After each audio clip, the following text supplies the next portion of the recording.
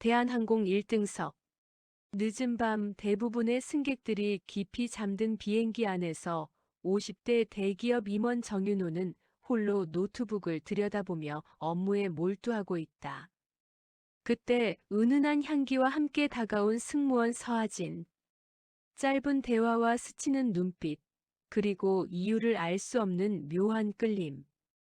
윤호는 자신도 모르게 그녀를 계속 바라보게 되고 착륙 순간까지 그 시선은 멈추지 않는다. 늦은 밤 도쿄에서 인천으로 향하는 대한항공 1등석.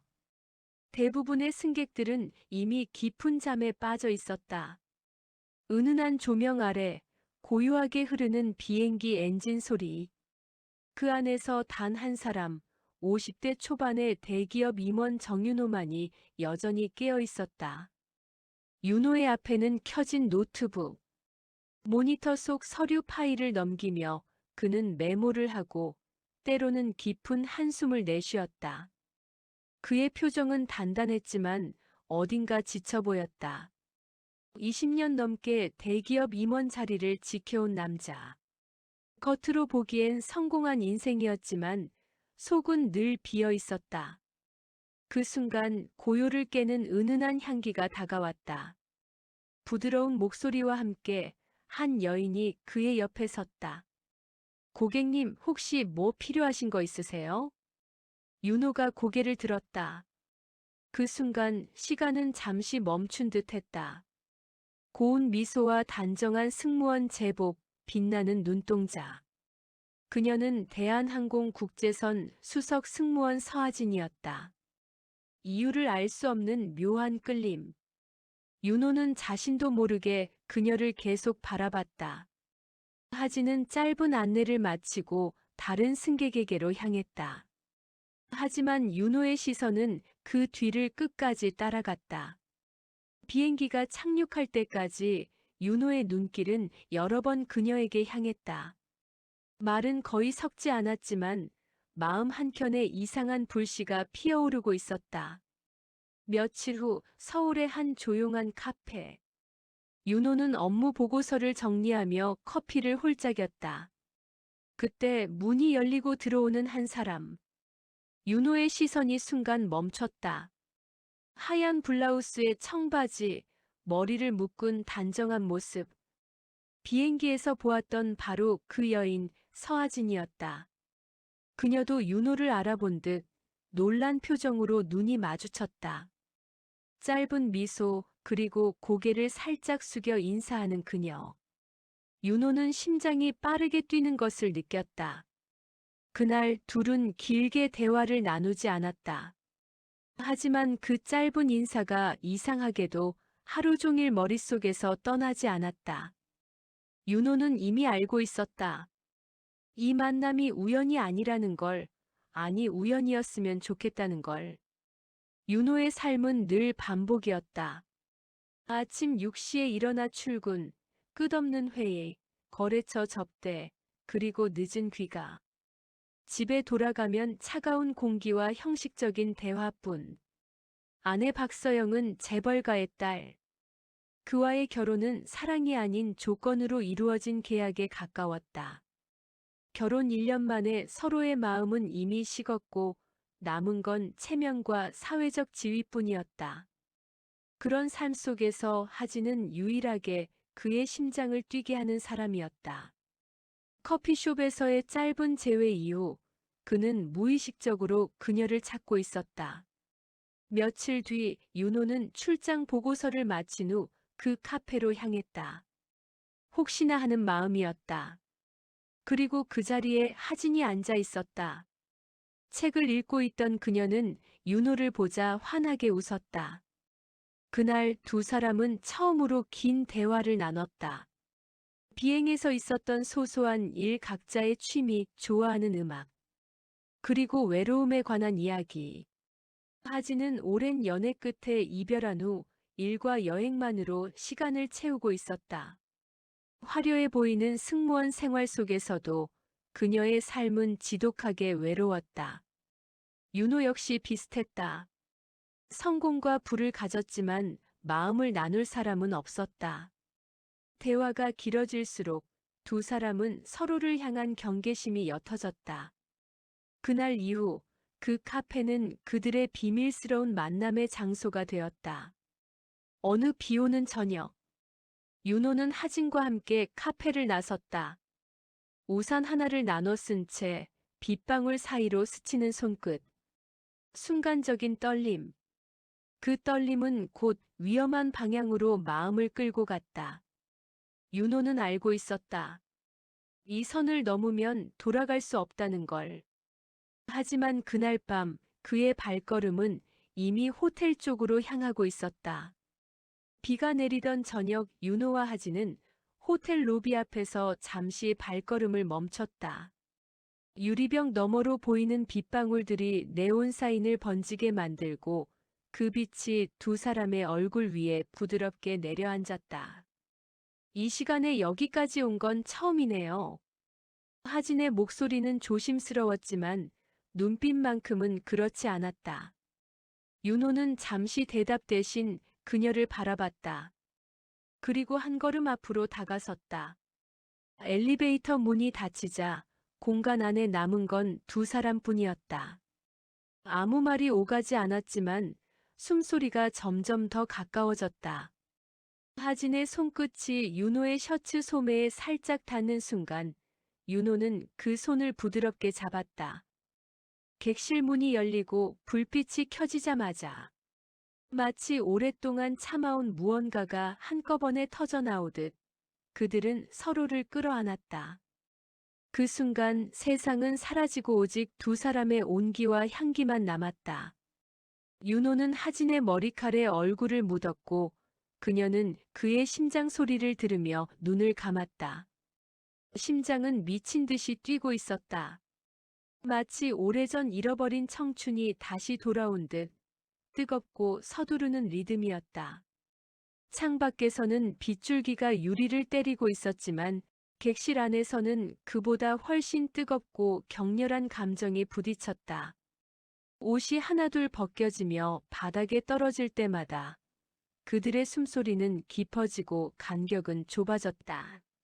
말로 하지 않아도 서로가 얼마나 이 순간을 기다렸는지 알 수 있었다. 윤호는 하진을 품에 꼭 끌어안으며 속삭였다. 이 순간만큼은 아무것도 생각하지 말아요. 하진은 눈을 감고 그의 품 안에서 가볍게 고개를 끄덕였다. 그날 밤 그들은 마치 모든 시간과 규칙을 잊은 듯 서로의 존재에 몰두했다. 사랑인지 욕망인지 아니면 외로움의 해소인지. 그것은 알 수 없었지만 둘 다 그 구분이 더 이상 중요하지 않다는 걸 알고 있었다. 다음 날 아침 커튼 틈새로 새어든 햇살이 하진의 얼굴을 비쳤다. 그녀는 잠에서 깨어 옆에서 깊이 잠든 윤호를 바라봤다. 어제까지는 자신에게 그저 한 번의 만남이었지만 지금은 달랐다. 그의 숨소리, 체온, 손길이 그녀의 마음 깊숙이 남아 있었다. 윤호 역시 눈을 뜨자마자 그녀를 바라봤다. 그리고 알았다. 이 관계는 더 이상 단순한 일탈로 끝나지 않을 거라는 걸. 며칠 뒤 두 사람은 비밀리에 만남을 이어갔다.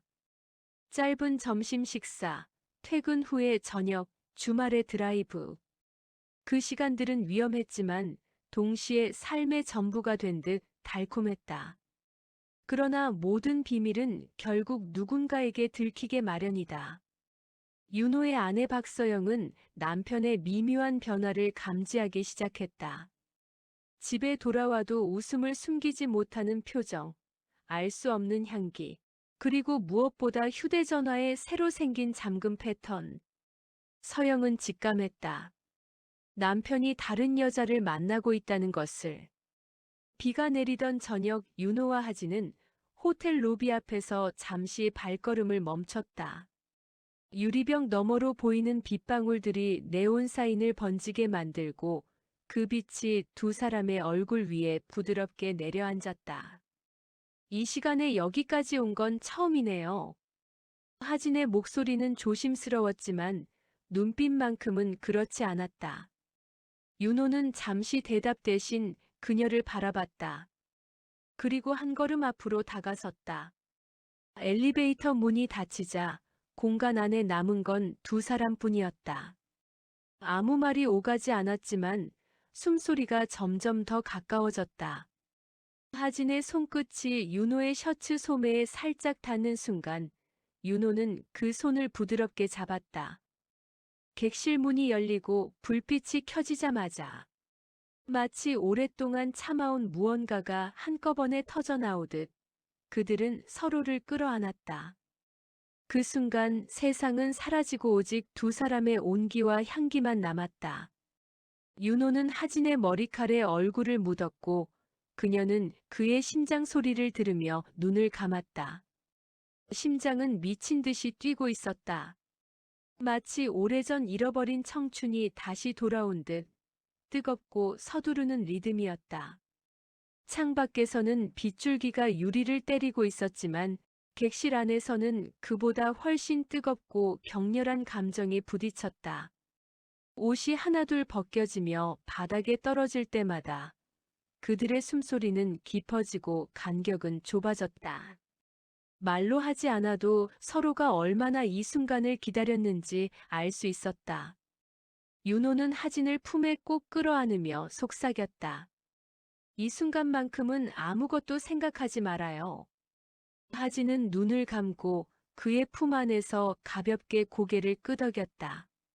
그날 밤 그들은 마치 모든 시간과 규칙을 잊은 듯 서로의 존재에 몰두했다.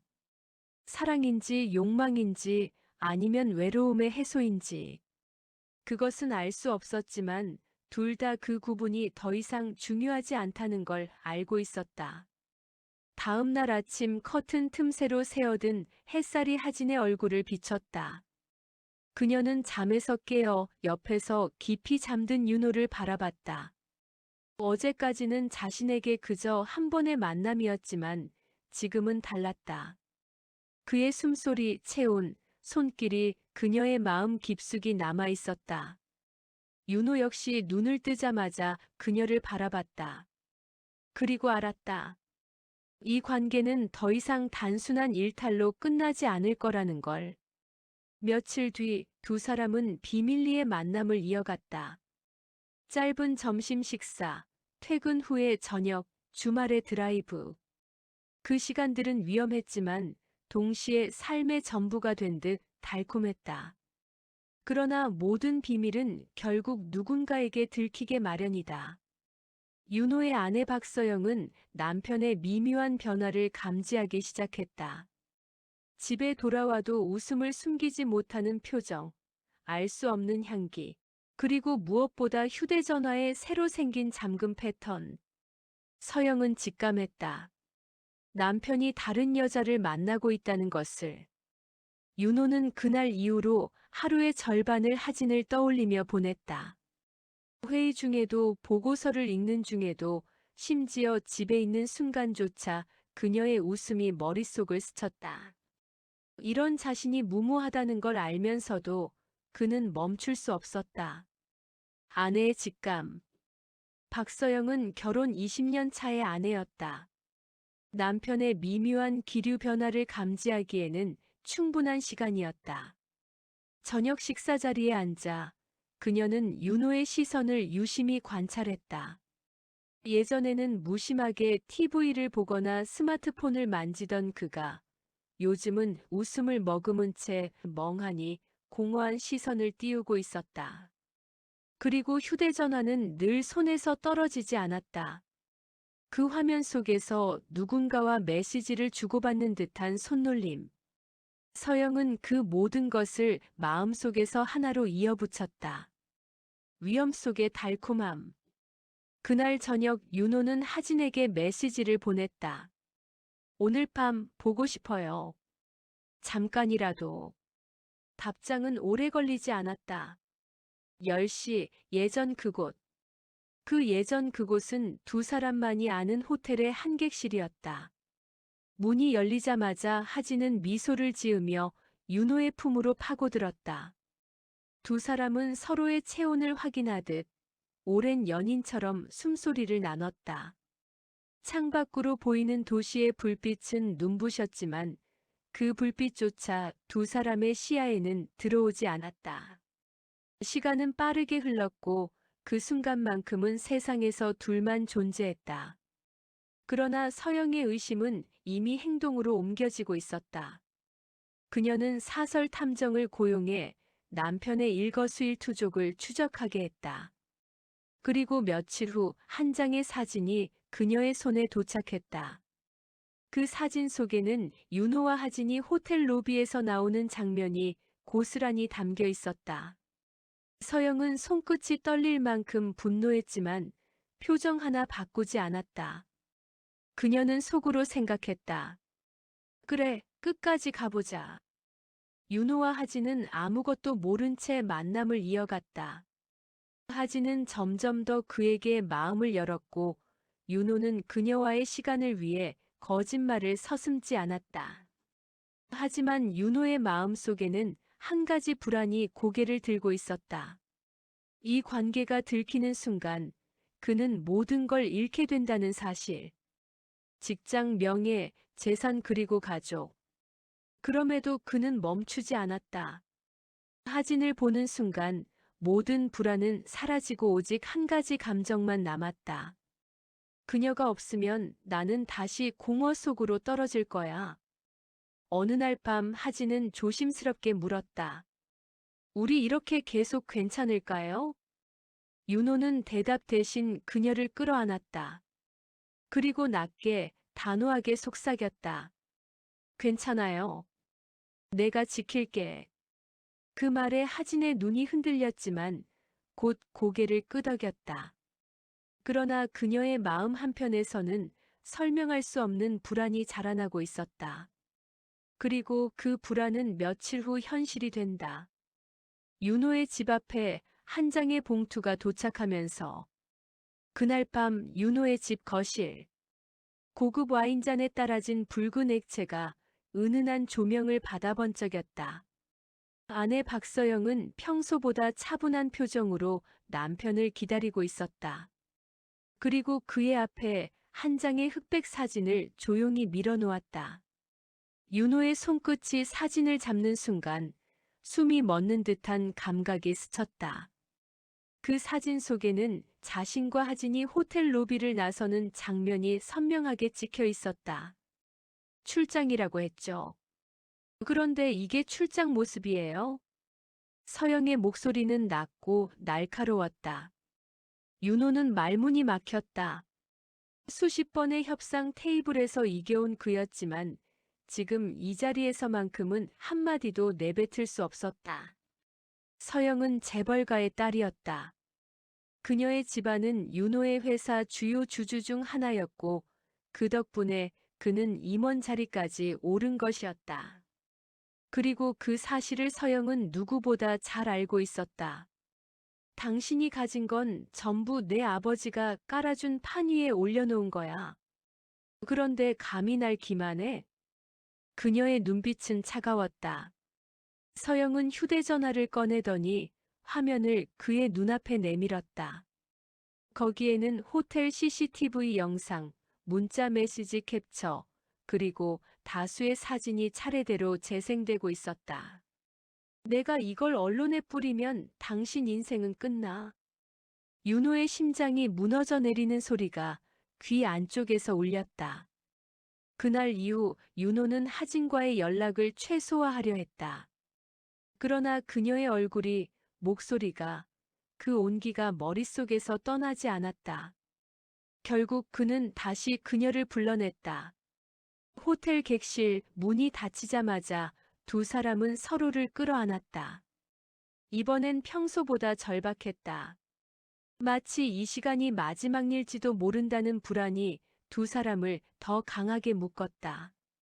침대 위에서 얽힌 손과 눈빛, 거친 숨소리 속에 사랑과 두려움, 그리고 죄책감이 뒤섞여 있었다. 이 관계는 이미 도망칠 수 없는 미로가 되어버렸다. 하지만 그들의 만남은 이미 서영의 손바닥 안에 있었다. 호텔 프런트 직원, CCTV, 신용카드 결제 내역. 모든 경로가 서영의 돈과 권력 앞에서 투명하게 드러났다. 그리고 어느 날 하진에게도 봉투 하나가 전달됐다.